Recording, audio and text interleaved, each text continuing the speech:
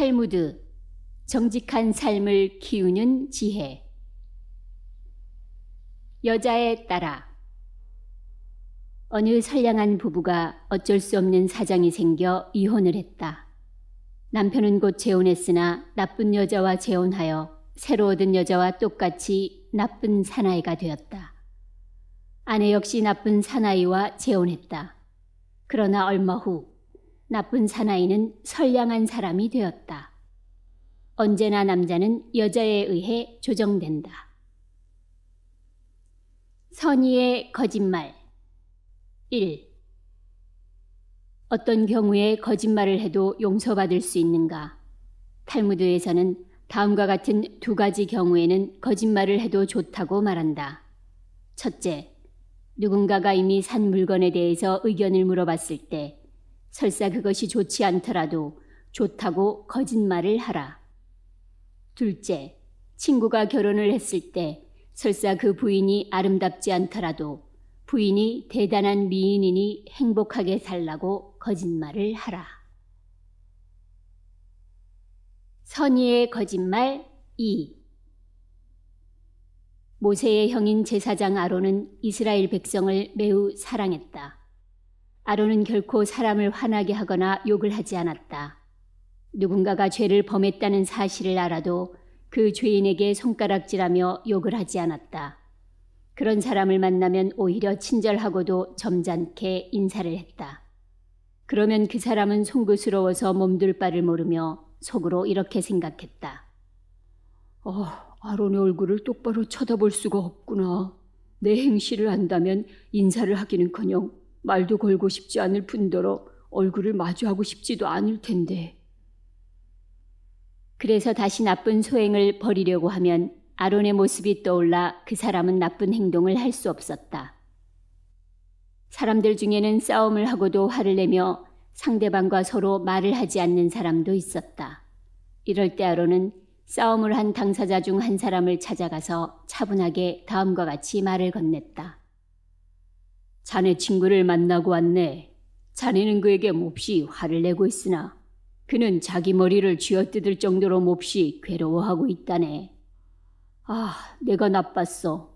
친구에게 화를 내다니 얼마나 창피한 일인가. 하고 그는 자네에게 화를 낸 걸 뉘우치고 있다네. 이렇게 그 사람의 화를 풀어주면서 친구에 대해 예전 같은 좋은 감정이 되살아날 때까지 대화를 나누곤 했다.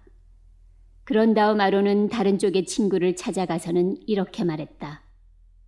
방금 자네 친구 집에 다녀오는 길이네. 그는 아직도 자네를 좋게 생각하고 자네에게 화를 낸 걸 뉘우치고 있네. 내가 친구를 화나게 하다니 내가 한 일이 부끄럽구나. 지금이라도 화를 풀어주었으면 하고 후회하고 있네. 이렇게 일러주며 그 사람을 달래어 화해를 하고 싶은 마음이 생길 때까지 차분하게 여러 가지 이야기를 해주었다. 싸움을 했던 두 사람은 우연히 먼 발치에서 서로를 보게 되었고 그들은 달려가 얼싸안으며 예전처럼 친한 사이가 되었다. 이렇게 아론은 백성의 평화를 위해 썼으며 사람들은 모두 그를 사랑했다. 형제의 우애. 두 형제가 서로 다투고 있었다. 어느 쪽의 주장이 옳고 그른가를 놓고 벌이는 사소한 언쟁이 아니라 어머니의 유산을 놓고 벌이는 재산 싸움이었다. 두 사람의 유산 분배에 대한 해석에는 제각기 일리가 있었다.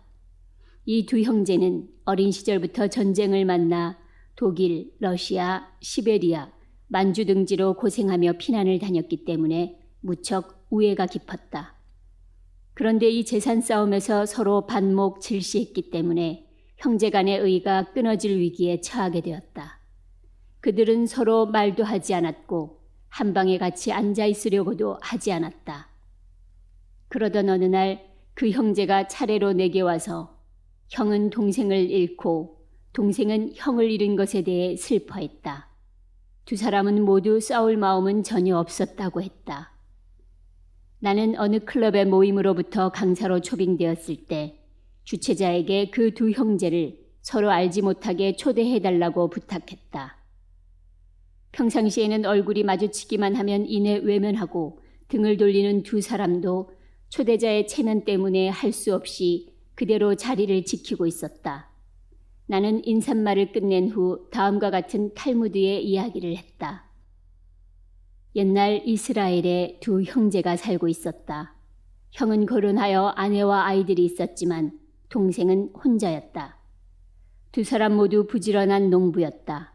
그들의 부모가 세상을 떠나자 두 사람은 아버지가 남긴 재산을 똑같이 나누었다. 사과와 옥수수를 수확한 어느 날 그들은 공평하게 그것을 이등분하여 제각기 곳간에다 간수했다. 밤이 되자 동생은 형님은 형수와 조카들이 있어서 그 몫으로는 생활이 어려울 테니 내 몫을 덜어드려야겠다 하고 생각하여 형의 곳간에 자기 것의 상당한 양을 옮겨 놓았다.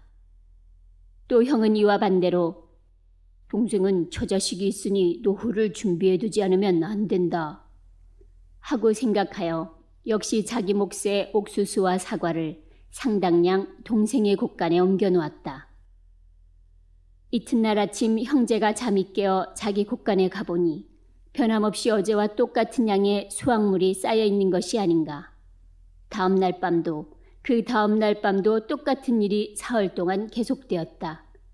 그런데 나흘째 되던 날 밤 형제가 서로 상대방의 곳간으로 옥수수와 사과를 나르다 도중에 우연히 마주치고 말았다.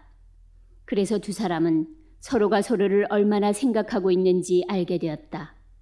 두 사람은 들고 있던 농작물을 떨어뜨리고 부둥켜 안고 소리내어 울었다.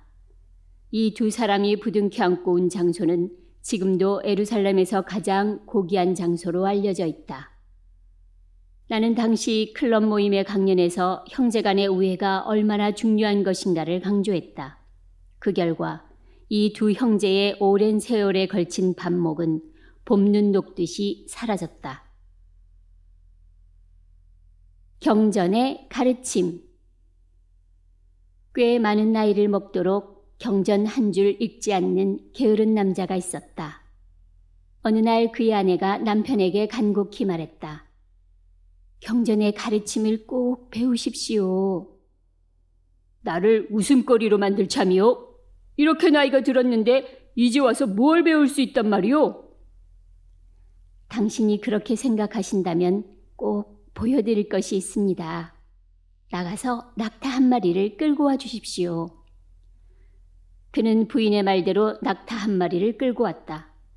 아내는 그 낙타 등에 흙을 얹고 겨자씨를 심었다. 그러자 얼마 후 낙타의 등에서 신기하게도 싹이 트고 꽃이 피었다. 아내는 남편에게 그 낙타를 끌고 시장에 다녀오라고 했다.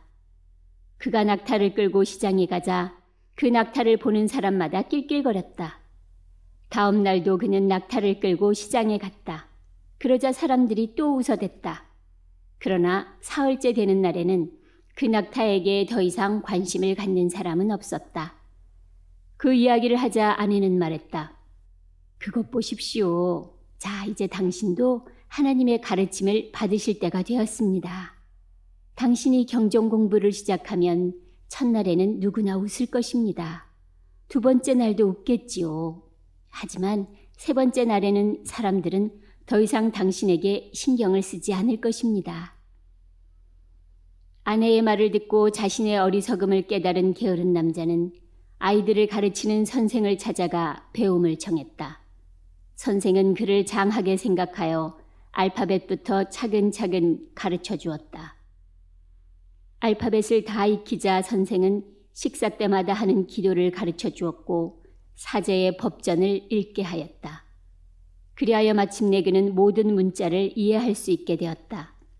그 다음 날 그는 랍비 엘리에셀과 여호수아를 찾아갔다. 보잘것없는 저에게 탈무드의 가르침을 주십시오. 열심히 배우겠습니다. 선생이 탈무드의 뜻을 읽어주면 그는 몇 번이고 되풀이해서 마음에 담았다. 그리고 혼자 있을 때도 그 구절의 의미를 한자 한자 마음에 새기면서 이해하려고 했었다. 그렇게 해도 뜻을 이해하지 못한 부분이 있으면 다시 랍비에게 가서 물어보곤 했다. 랍비도 그의 성실한 태도를 칭찬하게 되었다. 그는 경전들과 구전으로 전해 내려오는 가르침을 열심히 배우고 공부하여 마침내 그 숨겨진 뜻을 훤히 알게 되었다.